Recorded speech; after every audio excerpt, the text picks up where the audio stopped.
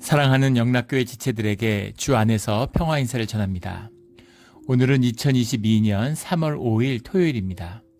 오늘의 묵상 본문은 출애굽기 29장 31절로 46절까지의 말씀입니다. 오늘 본문 말씀 29장 31절부터의 말씀은 이렇게 시작됩니다. 너는 위임식 순양을 가져다가 거룩한 곳에서 그 고기를 삶고, 우리 어제부터 나누는 말씀, 그저께부터죠. 계속해서 이어지는 모세가 제사장의 직분을 아론과 그의 자식들에게 위임하는 그 위임의 제사의 형태를 띠고 있습니다. 하지만 기본적인 성전에서 드리는 제사의 원형적인 모습들이 다 나타나고 있죠.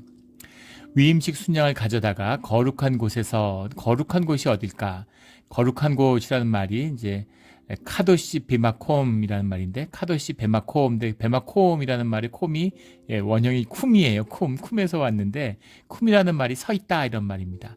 서 있는 거룩한 곳, 거룩하게 서 있는 곳, 이것이 성소는 아니라는 것을 이제 짐작할 수 있죠. 성소는 보통 카도시 이렇게 말하는데, 성스러운 그곳, 관사가 붙으면 다 안다는 것이죠. 바로 그곳. 그러면은 거기 거룩한 그곳 하면 그곳은 성소, 성전 이렇게 아는 거죠. 근데 너희가 서 있는, 거룩하게 서 있어야 하는 곳, 아마도 성전 뜰을 의미하는 것일 것이다 이렇게 추측을 합니다. 성소에서 고기를 삶지는 않겠죠. 성소 뜰에서 아마 고기를 삶지 않았을까. 32절에 아론과 그의 아들들은 회막문에서 그 순양의 고기와 광주리에 있는 떡을 먹을지니라. 지금 주님께 화목의 제사를 드리고, 속죄제를 드리고, 화목제를 드리고, 화목의 제물을 나누는 것인데, 화목의 제물을 남고 그 남은 부분을 다 같이 먹음으로 축제를 생각하시면 되죠. 그 기쁨을 나누는 것입니다. 그런데 왜 아론과 그의 아들들이 먹느냐? 지금은 위임의 제사이기 때문에 그런 거죠. 참석하는 사람들이 먹는 것이지, 이들이 제사장이라서 먹는 의미가 아니라 화목제의 제물을 나눈 것이다. 이렇게 보시면 되겠습니다. 33절에 그들은 속죄물 곧 그들을 위임하여 그들을 거룩하게 하는 데 쓰는 것을 먹되 타인은 먹지 못할지니 그것이 거룩하기 때문이라.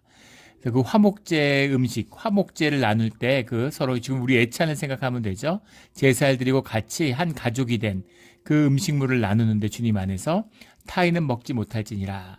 타인이라고 해석을 했는데, 영어의 해석에 보면 이걸 이제 스트레인저 이렇게 타인으로 해석한 것도 있고, 레이맨이라는 건 이제 성직자가 아닌 사람을 지칭하는 의미죠. 평신도 이렇게 해석하는, 또는 no one else, 아무도 못 먹는다, 또는 no qualified person 이렇게 해서 자격이 없는 사람, 다양하게 해석을 했는데, 원문은 베자르라는 말이에요. 자르라는 것, 잘이라는 말이 이제 죄인이라는 말입니다. 죄인은 먹지 못한다 이런 말이죠. 우리가 다 죄인이죠. 그런데 어떻게 먹느냐? 속죄제를 드리고, 속죄제를 드린 사람으로서 주님과 화목제를 드렸기 때문입니다. 그래서 화목제물을 주님과 함께 나누어 먹을 수 있는 거죠. 죄사함을 받았기 때문이에요. 우리가 주님 앞에서 죄사함을 받은 사람들인 것이죠. 그래서 죄사함을 받지 않은 사람들, 죄인의 자리에 그대로 있는 사람들은 음식이니까 그걸 같이 나누어 먹는, 그건 안 된다라는 거죠. 주님 앞에 이 화목제물의 귀한 것, 이것을 결코 잊지 말아라. 화목제물로 드리고 남은 이 고기든 아니면 그냥 들고 온 고기든, 고기가 겉으로 차이가 나나요? 그러나 그것을 분명히 구분해서 죄사함을 받은 자들끼리 주님과 화목하고 주 안에서 먹는 의미로 나눠라 라는 것이죠. 우리 애찬입니다.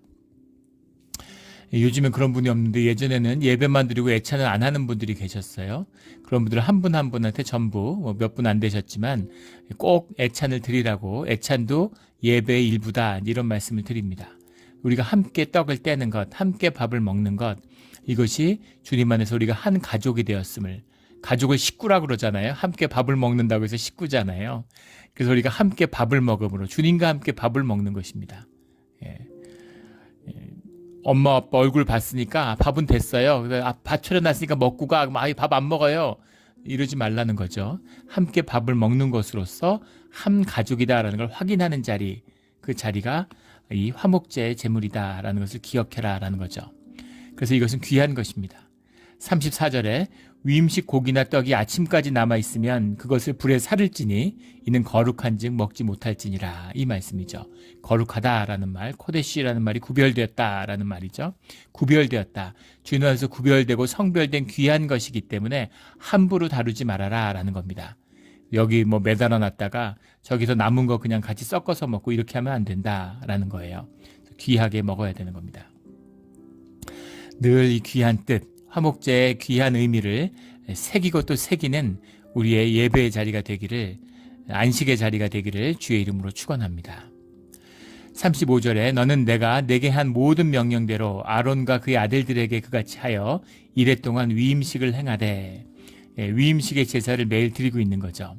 36절에 매일 수송아지 하나로 속죄하기 위하여 속죄제를 드리며 또 제단을 위하여 속죄하여 깨끗하게 하고 그것에 기름을 부어 거룩하게 하라. 제단이 거룩해야 된다라는 의미입니다. 제단도 사람의 손으로 만들어졌죠. 사람의 손이 닿은 것, 죄인의 손이 닿은 것은 모두 부정을 타서 이것이 죄의 물건이 된 겁니다. 부정한 물건이 된 것이죠.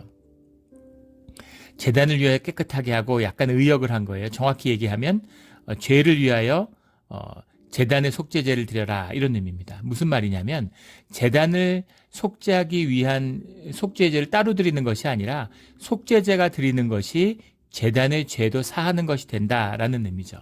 이건 영적이고 거기에 담겨진 내포된 뜻을 의미하는 것입니다. 그래서 제단을 깨끗하게 하는데 어떻게 제단을 깨끗하게 하느냐? 속죄제가 제단을 깨끗하게 한다는 거죠. 속죄제를 드리기 위해서 제단이 있는 것이지만 동시에 속죄제가 제단의 죄를 사하는 그런 기능을 함께 하고 있다라는 거예요. 이것이 이 제사의 참된 의미다라는 거죠. 예배의 장소가 있어요. 우리가 성전이라고 부르는 예배당이 있죠.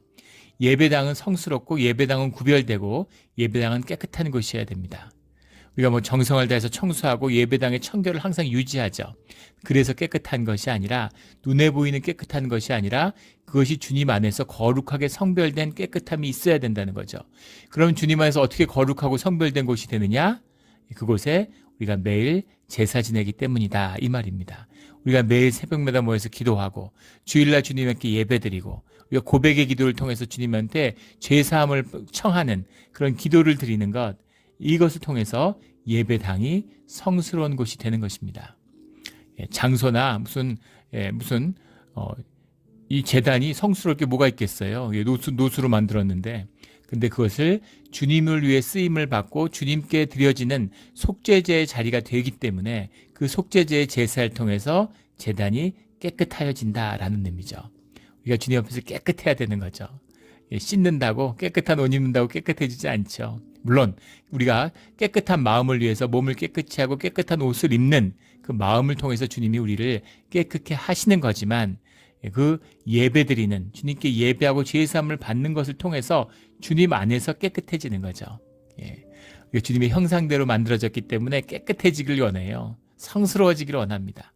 그게 안 되니까 온갖 걸 갖다 붙이고 세상에 귀한 보석, 귀한 옷, 사람들이 좋다는 거 다 갖다 붙이는데 이게 속이 그냥 더러움에 디글디글 끓는 거잖아요. 고통스럽고 괴로운 것이죠. 이걸 깨끗하게 해주실 수 있는 분이 주님밖에 없어요. 예배밖에 없습니다. 깨끗하여짐을 받는 우리 모두가 되기를 주의 이름으로 축원합니다. 마음이 더러우면 사람이 괴로울 수밖에 없어요. 우리가 주님의 형상에 따라 만들어지기 때문에 못 견디는 겁니다.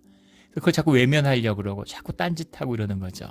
삶의 중심, 본질이 회복되는 것이 이 제사다라는 것입니다. 이 깊은 의미를 결코 잊지 않는, 새기고 되살리는 우리의 예배의 자리가 되기를 주의 이름으로 축원합니다. 깨끗하게 하고 그것에 기름을 부어 거룩하게 하라. 깨끗하게 하는 것과 거룩하게 하는 것, 기름을 붓는 것과 죄사함을 받는, 피의 죄사함을 받는 것과 기름으로 거룩함을 받는 이 두 가지가 제단을 통해 이루어져야 된다라는 거죠. 기름 부음입니다. 깨끗해진 다음에는 주님의 채우심이 있어야 되는 거죠. 37절에 너는 이래 동안 제단을 위하여 속죄하여 거룩하게 하라. 그리하면 지극히 거룩한 제단이 되리니 제단에 접촉하는 모든 것이 거룩하리라. 주님께 속죄하는 이 거룩한 제사, 이래 동안 드리는 이 제사가 사실은 일상화돼서 나중에 유대교의 그 성전에 상번제라고 그러죠. 매일 드린다고 해서 상번제라는 이름으로 계속 제사를 드리는 그런 제사가 되었습니다. 제단에 접촉하는 모든 것이 거룩하리라. 거룩한 제단이 되리니, 제단이 거룩해지면 제단에 접촉하는 모든 것이 거룩해지는 거죠. 우리 살아계신 예수님을 한번 생각해 보세요. 예수님과 만난 사람들은 모두 거룩한 사람들이 됐습니다. 성도라 그러잖아요. 예수님의 옆구리를 찌른 창, 예수님과 함께했던, 예수님이 입었던 옷, 예수님이 머물렀던 장소는 다 성지가 되고, 예수님과 닿았던 물건들은 다 성물이 됐어요. 창과 돌이, 옷이 무슨 의미에서 성스러울 수가 있습니까? 주님이 성스러움, 주님이 함께하기 때문에, 주님이 머물기 때문에, 주님과 연합한 우리가 성도가 된 성스러운 성도가 되는 것이죠. 성스러움의 비밀이에요. 성스러움의 원천, 제단에 접촉하는 모든 것이 거룩하리라. 이 비밀이죠. 이 비밀이 풀려야 되는 겁니다. 돌을 금으로 바꾸는 연금술에 비유하죠. 신앙을. 이게 우리 삶에서 풀려야 할 비밀이에요. 주님 우리에게 황금을 주셨는데 세상에 나가서 섞여 살다 보니까 거짓과 섞여 살고 향락과 꺾여 살고 그러다 보니까 우리가 전부 돌로 변했죠. 이것을 금으로 바꾸는 것, 거룩하게 되는 모든 것이 거룩하리라. 이 예배가 회복되면 우리가 거룩해지는 것입니다. 거룩한 성전이 먼저 회복돼야 되는 것이죠. 보이지 않는 성전, 주님의 임재가 함께하는 성전, 주님이 받으시는 예배, 이것이 거룩의 비밀입니다. 이 비밀이 풀려서 우리가 영의 샘물을 기어올리는 생명의 샘물을 마시는 우리 영락 공동체가 되기를 주의 이름으로 축원합니다. 38절에 내가 제단 위에 드릴 것은 이러하니 매일 1년 된 어린 양 2마리니 39절에 한 어린 양은 아침에 드리고 한 어린 양은 저녁 때에 드릴지며 40절에 한 어린 양의 고운 밀가루 10분의 1 에바와 찌은 기름 4분의 1 흰을 더하고 또 전제로 포도주 4분의 1인을 더할지며 양을 드린다는 건 이제 번제를 드린다는 얘기죠. 그리고 밀가루 10분의 1 에바라는 건 우리 잘 알고 있는 것처럼 23리터 이거 10분의 1인 2.3리터가 한 5ml 되는 것이고 기름의 4분의 1 흰이라고 하는 건 3.8리터죠. 상당한 양이라는 걸 알 수 있습니다. 밀가루 23리터면 엄청난 양이에요. 대로 하면 한 11대 정도 되는 거죠. 상당한 양이고 여기에 3.8리터면 우리 코카콜라 제일 큰 게 한 2리터 정도 되잖아요. 그러니까 3.8리터면 엄청난 기름입니다.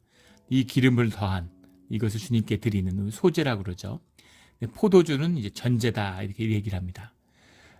우리 41절에 한 어린 양은 저녁 때에 드리되 아침에 큰 것처럼 소제와 전제를 그것과 함께 드려. 그래서 번제, 소제, 전제를 다 드렸다는 걸 알 수 있어요. 소제라고 하는 것은 이제 케민 하트 뭐 이런 말인데 영어로 하면 grain offering 뭐 이렇게 얘기하죠. 근데 이 소자 왜 소제라고 할까? 소라는 게 우리 이제 그 유교의 제사 그 주작 아래에 나오는 그 제사 용어들을 그대로 다 번역해서 같이 써서 그 소자를 갖다 쓰는데 이 소자라고 하는 것이 근본소 우리가 소제 산업 할 때 그 소자죠. 근본소, 바탕 소자 이런 소자인데 우리 유교에서 제사 지낼 때 기일이라고 그러죠. 기 중에 무슨 3년상을 지낸다 이럴 때 그 고기 음식을 먹지 않죠. 기름진 음식을 먹지 않습니다. 그리고 고기나 생선 같은 걸 쓰지 않는 제사 이걸 소라고 그래요. 소제라고 그래요. 그리고 기일 같은 때 고기를 입에 대지 않는 것을 소라고 그럽니다. 그래서 그 명칭을 그냥 그대로 따와서 쓰는 거죠. 그래서 소제다 이렇게 해석을 했어요. 전제도 마찬가지죠. 전제라는 것이 이제 우케니카 이런 말인데 영어로는 이제 드링크 오퍼링 뭐 이렇게 해석을 합니다. 우케니카 할 때 이 나삭이라는 말에서 니카라고 하고 나온 나삭이라는 말이 원형인데 나삭이라는 말이 이제 영어로 하면 pour out 이렇게 쏟아 넣는다라는 말입니다. 근데 이제 그거를 전제라고 했는데 전자가 이제 제사 전자죠. 전이라는 말이 한자어를 보면은 술주자가 그 그릇 전자 위에다가 위에 있는 것입니다. 그러니까는 그 술잔을 상위에 올려 넣는 것이 이제 전자예요. 그래서 제사전인데 우리 이제 유교에서 제사 지낼 때 보면 이제 잔을 따라가지고 이렇게 올리잖아요. 신기하죠? 예, 그 제사들마다 형태가 비슷합니다. 예, 비슷하다고 해서 그 내용이 비슷한 것은 아니죠. 근데 사람들이 익숙한 그 제사의 양식에 주님의 뜻, 주님이 그것을 임재를 담은 것이죠. 그래서 귀하고 구별되는 것입니다. 우리 예전에 영국에서 제가 공부할 때 나이지리아에서 유학 온 여자 목사님이 있었는데, 나이지리아에는 대부분 목회자들이 다 여자분들이래요. 대부분 다 여자 목사님이라고 그러는데 아주 카리스마틱하고 여걸 예.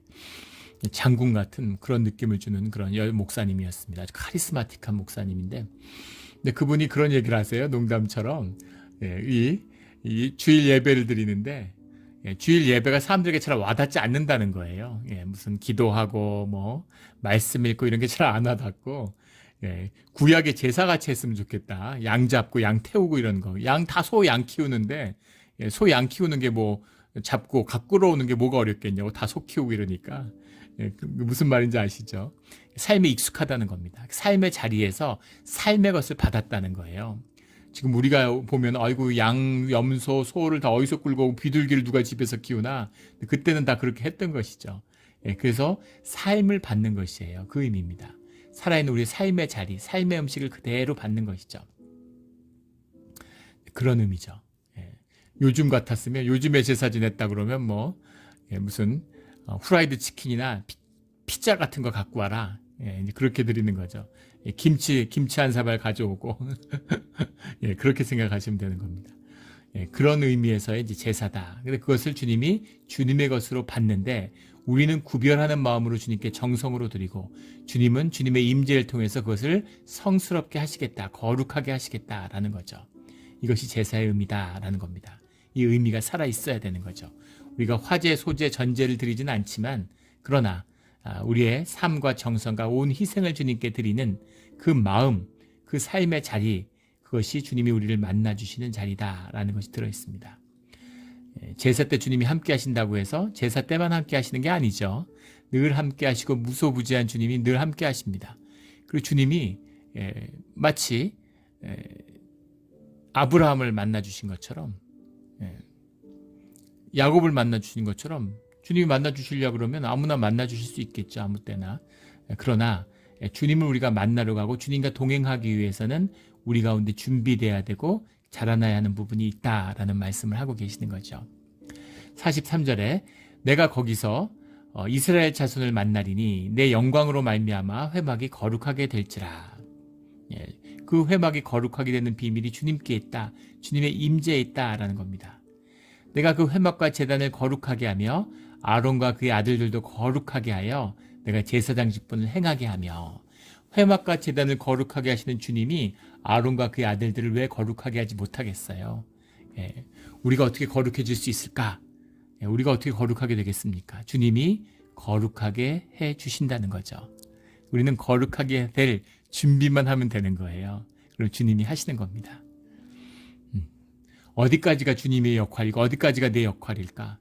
주님이 다 해주시는 거고 주님의 전적인 은혜인데 100% 주님의 은혜일 뿐인데 내가 할 수 있는 일이 뭐가 있겠어? 맞습니다. 근데 그 의미가 내가 아무것도 안 하고 내가 그냥 널브러져 있으면 주님이 다 알아서 절대 그렇게 되지 않아요. 38년 동안 안진뱅이 한 사람에게 주님이 네가 무엇을 원하느냐 이렇게 물어보시죠. 물어볼 게 뭐 있어서 몰라서 물어보셨겠습니까? 주님이 그 뜻을 헤아리지 못해서 뭘 원하겠어요? 우리도 알 것 같은데. 그런데 내가 일어나기를 원합니다. 이게 너의 소원이냐? 네가 정말 원하는 것이냐? 그것이 너의 삶의 진실이고 자원하는 심령의 고백이냐? 이걸 물어보시는 거죠. 그래서 내가 정말 일어나기를 원합니다. 주님의 능력을 믿고 주님의 믿음 아래서 제가 일어나기를 원합니다. 라는 고백을 들으신 다음에 주님이 일으켜 주시는 것이 아니라 일어나라 이렇게 말씀하시죠. 네가 네 자리를 들고 일어나 이렇게 말씀하시는 거예요. 그러면 일어나는 겁니다. 세워주시고 이렇게 손을 잡아 끌어주시는 게 아니라 네가 자리를 들고 일어나라 이렇게 말씀하시는 거죠. 그래서 일어나려고 애를 쓰고 엄두가 나겠어요? 뭐 마음이 들겠습니까? 38년 동안 질질 끓이면서 동양짓을 하며 살았는데 어떻게 일어나요? 믿음으로 일어나는 것이죠. 그러면 일어난다는 겁니다. 맨날 죄 짓고 살았는데 죄를 어떻게 끊어요? 죄의 달콤함이 온몸에 젖어 있는데 어떻게 죄를 끊습니까? 근데 네가 죄를 끊기를 원하느냐 이렇게 물어보시는 거죠. 우리가 원하면 죄를 끊고 삶의 자리에서 일어나라 이런 겁니다. 예전에 한 자매를, 지금은 이제 나이가 들어서 집사님이 됐지만 이제 그 자매가 어떤 고백을 하냐면 술 담배를 했는데 음악을 하던 자매라서 술 담배를 일찍부터 배웠다는 거예요. 그런데 아이를 임신했는데 첫 아이를, 근데 술 담배를 끊지 못했다는 겁니다. 산부인과 의사 선생님이 경고를 했는데도 불구하고 끊어야 된다는 거 알죠? 끊고 싶죠? 근데 못 끊는 거예요. 그래서 아이가 지체 발달 장애 아이를 낳았습니다. 지적 장애가 있는. 얼마나 한이 되겠어요. 자신이 스스로를 용서할 수 없는 거죠. 주님을 영접하고도 떼굴떼굴 구르고 정말 가슴을 치고 정말 죽고 싶은, 고통스러워서 그것을 마음에 묻고 그걸 모른 척하고 아무 일 없었던 것처럼 살아가는데 그게 됩니까? 삶이 제대로 사라질 수가 있겠어요?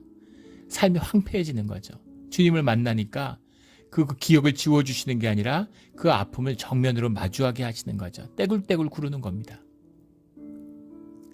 자식이 죽는데도 끊지 못하는 술, 담배인데 주님을 만난 다음에 그 통회하는 눈물, 그 정말 쏟아져 나오는 가슴을 찢는 통곡 속에서 술, 담배를 끊겠다는 주님께 고백을 드렸는데 그 순간에 벌이 왱왱왱왱 소리를 내는 것처럼 왱왱 파리 소리 같이 무슨 벌소리 같이 왱왱왱왱 하는 소리가 귀에서 나가는 것 같은 느낌을 받았다는 거예요. 마치 파리가 귀에서 나가는 것처럼 귀가 왱왱왱왱 울리면서 나가는 것 같은 그런 느낌을 받고 그 다음에 술, 담배를 끊었다는 거예요. 담배를 죽어도 못 끊을 줄 알았는데 담배 냄새만 맡아도 역겨워서 견딜 수가 없대요. 술을 물처럼 마셨는데 반주 음식 먹으면서 술을 잘 밟고 이제 소화가 잘 되는 거죠. 그 술이 그렇게 좋았는데 술 냄새만 맡아도 그 찌릉내 같아서 그거를 마신다는 건 상상할 수가 없게 됐다는 거예요. 그래서 술, 담배를 끊었다는 겁니다. 자식이 걸렸으면 부모가 뭘 못하겠어요. 근데도 못하는 거죠. 그런데 그것을 끊어주시는 분이 주님이신 겁니다. 그런데 내가 술 먹고 담배 피고 멀쩡히 그냥 그렇게 막 사는데 주님의 은혜로 갑자기 임해서 내 인격을 탈취해서 내 삶을 변화시키는 그런 일은 일어나지 않습니다. 주님은 100% 인격이시죠. 그래서 내가 좋다고 죄 지으면 절대 가만두세요. 우리가 끊기를 원할 때 못 끊죠. 끊으려고 해보려고 했는데 안 되죠. 그 끝에서 주님의 전적인 은혜로 100%의 은혜로 그 일을 우리에게 이루어 주시는 겁니다. 이것이 거룩함의 비밀이에요. 그래서 우리가 거룩해질 수 있는 겁니다. 우리가 성별되어지는 것이죠. 이 놀라운 은혜를, 이게 그냥 된 게 아닙니다. 예수님의 십자가가 있었기 때문에 우리에게 주어진 은혜예요. 값없다고 하는데 값으로 따질 수 없는 생명의 대가를 치른 그 값을 치르고 그리고 얻은 것입니다.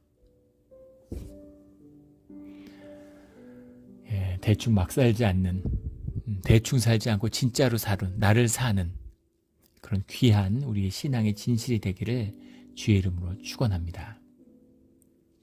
45절에 내가 이스라엘 자손 중에 거하여 그들의 하나님이 되리니, 이스라엘 자손 중에 라는 말이 베토부흐 베네이 이스라엘 이런 말인데, 너희의 아들 정 가운데 베토프라고 하는 말이 베토프 이런 말인데 정중앙을 말하는 거죠. 이 성막이 이 이스라엘의 장막들 가운데 정중앙에 있죠.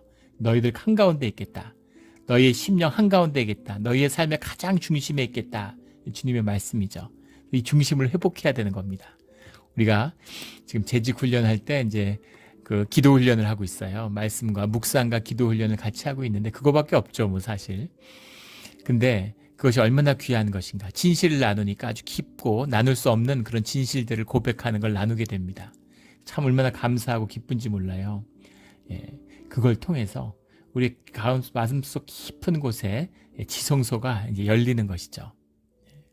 그러면 삶의 모든 질서가 잡히고 주님이 움직이시는, 주님이 역사하시는 삶의 역사가 일어나는 겁니다. 이렇게 중직자들이 세워지면 교회도 변화되고 세워질 수밖에 없는 것이죠. 두세 사람이 내 이름으로 모인 곳에 주님이 함께 하겠다고 약속하셨죠. 주님의 약속입니다. 주님의 이름으로 우리가 함께 하는 것을 삶을 나누며 삶을 하나로 합하고 마음을 합하고 예배로 합하여지는 그 역사가 우리 가운데 일어나야 되는 것이죠. 46절에 그들은 내가 그들의 하나님 여호와로서 그들 중에 거하려고 그들을 애굽 땅에서 인도하여 낸 줄을 알리라. 나는 그들의 하나님 여호와니라. 나는 그들의 하나님 여호와니라. 내가 너의 아버지다. 내가 너희의 하나님이다. 라고 주님이 말씀하시죠. 아버지를 만나는 거예요. 고아루산 예전에 청년을 만난 적이 있는데 함께 한 적이 있는데 그 청년이 그런 얘기를 하더라고요. 고아애가 얼마나 힘든지 고아들이 고생해가지고 강인할 것 같죠? 정반대입니다. 심령, 내면이 약해가지고 세상에서 적응하고 사는 게 어려워요. 직장에서 조금만 스트레스 받아도 못 견디고 사랑을 못 받았으니까 삶에 대한 자신감과 내면의 힘이 너무너무 약한 것이죠. 예전에 또 제가 알던 목사님이 그런 고백, 어릴 때 아버지가 돌아가셨는데 늘 동구 밖에 이렇게 앉아 있었대요. 왜 앉아 있는지 할 일도 없는데 근데 별 일이 없으면 동구 밖에 계속 하루 종일 그렇게 우울하게 앉아 있었다는 거예요. 나중에 주님을 영접하고 기도하면서 그 동구 밖에 앉아 있는 자신의 모습을 만나는 거죠. 사실은 아버지를 기다리고 있었구나라는 걸 알았답니다. 의식적으로는 몰라도 자기의 심령 가운데, 마음 가운데에서는 돌아오는 아버지를 기다리고 있는 거죠. 그게 아들의 마음입니다. 그런데 육신의 아버지는 돌아오지 않죠. 우리의 현상의 세계에서는 다시 만나지 못합니다. 그러나 우리의 진짜 아버지, 우리를 만드시고 우리와 함께 하시기를 원하시는 진짜 아버지, 우리에게 말씀하기를 원하시고 우리가 듣기를 원하시는 그 진짜 아버지를 만나는 거죠. 그래야 내가 누군 줄 알고 내 삶에 힘이 생기고 내 삶에 새로운 시작이 열리는 것입니다. 이런 귀한 주님을 만나는 것이 예배예요. 예배보다 귀한 것은 없습니다. 예배가 진정한 예배, 온전한 예배가 한 번의 예배가 나의 삶을, 우리의 가족을, 이 민족을, 땅을 완전하게 변화시키는 겁니다. 이 예배를 드리기 위해서 예배를 준비하고 예배를 드리며 예배를 위해 나가고 있는 것이죠. 이것이 우리의 신앙이고 교회입니다.